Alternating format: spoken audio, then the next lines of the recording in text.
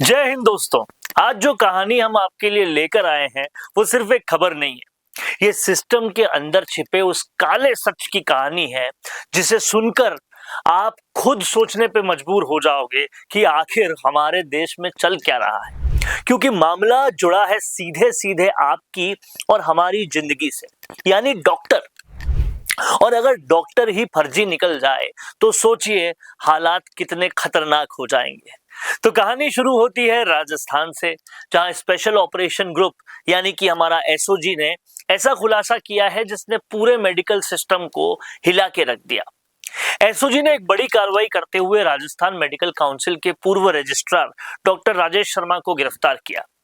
और सिर्फ मामला यहीं तक नहीं है, इस पूरे फर्जीवाड़े में कुल 18 लोगों को पकड़ा है, जिसमें 15 ऐसे कैंडिडेट हैं जो विदेश से एमबीबीएस करके आए थे, लेकिन एफएमजीई ये एक सर्टिफिकेट होता है जिसका नाम होता है फॉरेन मेडिकल ग्रेजुएट एग्जाम, ये पास नहीं कर पाए।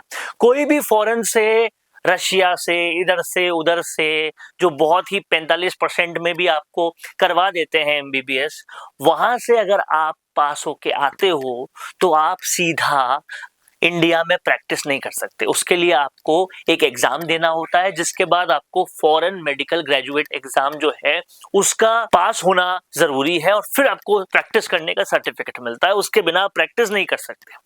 लेकिन यहीं से असली खेल जो है वो शुरू होता है, क्योंकि पास वो लोग यहाँ पे हो नहीं पाते, तो इन्होंने शॉर्टकट ढूंढा।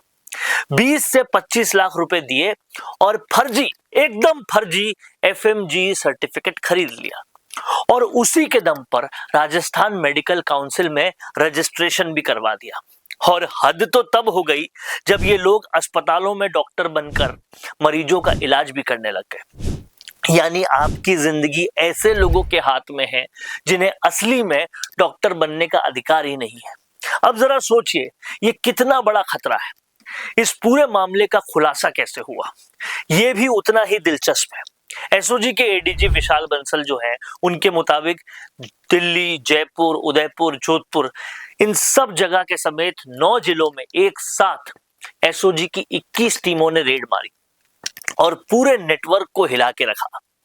जांच में सामने आया कि ये कोई छोटा मोटा खेल नहीं था, ये एक पूरा संगठित गिरोह था जिसमें दलाल, कैंडिडेट और खुद मेडिकल काउंसिल के अधिकारी भी शामिल थे। यानी सिस्टम के अंदर बैठे लोग ही सिस्टम को बेच रहे थे। अब आपको पूरी कहानी को थोड़ा और डीप में समझाते हैं। शुरुआत हुई 3 एमबीबीएस डॉक्टरों की गिरफ्तारी से, फिर 2 और लोग पकड़े गए, और धीरे धीरे पूरा नेटवर्क सामने आने लगा। एक नाम सामने आया पीयूष त्रिवेदी का, जो फर्जी सर्टिफिकेट के आधार पर करौली में इंटर्नशिप कर रहा था।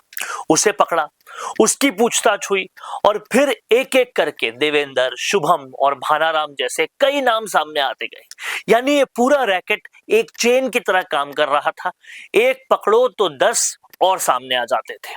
जांच में यह भी सामने आया कि करीबन 93 ऐसे लोग हैं जिन्होंने इस फर्जी सर्टिफिकेट के जरिए रजिस्ट्रेशन लेने की कोशिश की, और 90 से ज्यादा ऐसे डॉक्टर चिन्हित हो गए जो फर्जी डिग्री के दम पर ही सिस्टम में घुस चुके। अब सबसे चौंकाने वाली बात सुनिए, इस पूरे खेल में पैसे का बंटवारा भी पूरा सेट था। हर कैंडिडेट से 20 से 25 लाख रुपए लिए गए, जिसमें से करीब 11 लाख सीधे आरएमसी के अधिकारियों को, यानी कि राजस्थान मेडिकल काउंसिल के अधिकारियों और कर्मचारियों तक पहुंचते थे। बाकी पैसे दलालों में बट जाते थे। यानी ये कोई गलती नहीं है, ये पूरा प्लान है, पूरा सिस्टम सेट था। और सबसे खतरनाक बात, वेरिफिकेशन तक फर्जी किया जाता था। जाली ईमेल बनाकर फाइल में अटैच किया जाता था, बिना किसी असली जांच के रजिस्ट्रेशन दे दिया जाता था। अब आप खुद सोचिए, अगर कोई 12वीं पास व्यक्ति डॉक्टर बनकर सिस्टम में घुस जाए और मरीजों का इलाज करने लगे तो इसका अंजाम क्या होगा। 12वीं पास इसलिए बोल रहे हैं क्योंकि महज 45% 12वीं में आने के बाद भी आपको रशिया और आसपास की कुछ कंट्रीज एमबीबीएस में एडमिशन दे देती है, जबकि भारत में एमबीबीएस करना उतना आसान नहीं है। और ऐसा हुआ भी है। रिपोर्ट्स में सामने आया कि 98 ऐसे फर्जी डॉक्टर थे जिन्होंने ना मेडिकल की पढ़ाई की, ना इंटर्नशिप की। मतलब वो तो बाहर भी नहीं गए, लेकिन फिर भी सिस्टम में डॉक्टर बन के बैठ गए। ये सिर्फ लापरवाही नहीं है, ये सीधा सीधा जनता की जिंदगी के साथ खिलवाड़ है। अब जरा एक और एंगल समझिए। इस पूरे मामले पर पहले भी शक हुआ था और इसी के बाद 1 अक्टूबर 2024 को चिकित्सा मंत्री गजेंद्र सिंह खिरसर ने 5 सदस्य जांच कमेटी बनाई थी। उस समय ही रिपोर्ट में गड़बड़ियां सामने आ गई थी और उसी के आधार पर डॉक्टर राजेश शर्मा को सस्पेंड कर लिया। लेकिन अब जाके उनकी गिरफ्तारी हुई है और इससे भी बड़ी बात, 2 साल पहले किरोड़ीलाल मीणा ने सारे के सारे सबूत दे दिए थे, अब जाके गिरफ्तारियां हो रही है। यानी मामला तो बहुत पहले से चल रहा था, लेकिन कार्रवाई अब तेज हुई और यह भी कहा जा रहा है कि आने वाले समय में और भी गिरफ्तारियां होंगी। पर सवाल यह है कि इस पूरे टाइम में जितने लोग इन फर्जी डॉक्टरों की वजह से मरे होंगे या जितने लोग इन फर्जी डॉक्टरों की वजह से उनका इलाज गलत हुआ होगा, उसकी जिम्मेदारी कौन लेगा? क्योंकि एसओजी अभी भी इस पूरे नेटवर्क की गहराई से जांच कर रही है। अब सबसे बड़ा सवाल यह है, क्या यह सिर्फ राजस्थान तक सीमित है या फिर यह पूरे देश भर में फैला हुआ है?